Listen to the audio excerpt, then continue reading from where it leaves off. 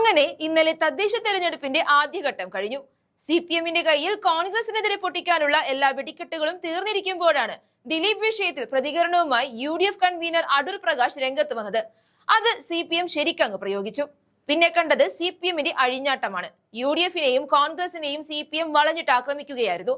പറഞ്ഞത് ശരിയായില്ല, UDF സ്ത്രീവിരുദ്ധ പാർട്ടിയാണ്, സ്ത്രീവിരുദ്ധ നിലപാടുകളാണ് UDF-ന്റേത് പോലുള്ള കമന്റുകളാണ് ഇന്നലെ അങ്ങോട്ട് കേൾക്കാൻ തുടങ്ങിയത്.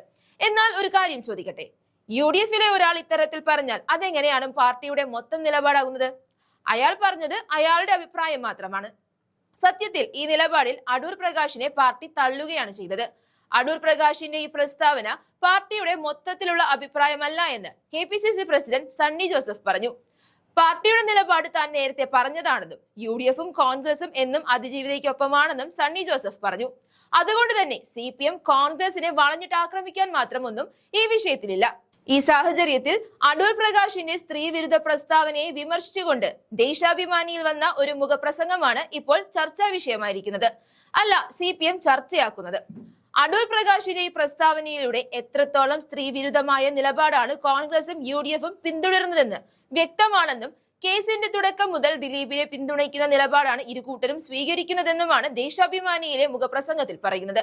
കൂടാതെ സ്ത്രീ സുരക്ഷയും നീതിയും പുലരണമെന്ന് ആഗ്രഹിക്കുന്ന എല്ലാ മലയാളികളും UDF-ന്റെയും കോൺഗ്രസിന്റെയും ഈ നിലപാടിനെ ഒറ്റക്കെട്ടായി ചേർത്ത് തോൽപ്പിക്കുക തന്നെ ചെയ്യുമെന്നും ദേശാഭിമാനിയിൽ പറയുന്നു. എന്നാൽ ദേശാഭിമാനിയോടും ദേശാഭിമാനിയുടെ CPM-നോടും ഒരു കാര്യം ചോദിക്കട്ടെ.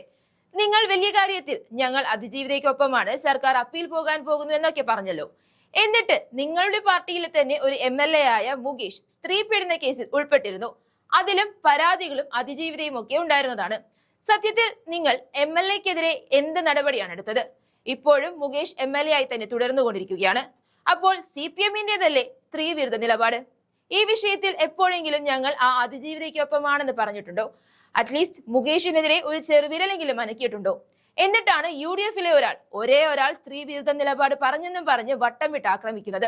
രാഹുൽ മാങ്കൂട്ടം വിഷയം വന്നപ്പോൾ പോലും മുന്നും പിന്നും നോക്കാതെയാണ് കോൺഗ്രസ് നടപടികൾ എടുത്തത്. എന്തിനേറെ പറയുന്നു, പാർട്ടിയുടെ പ്രാഥമിക അംഗത്വം പോലും രാഹുലിൽ നിന്നും എടുത്തു കളഞ്ഞില്ലേ?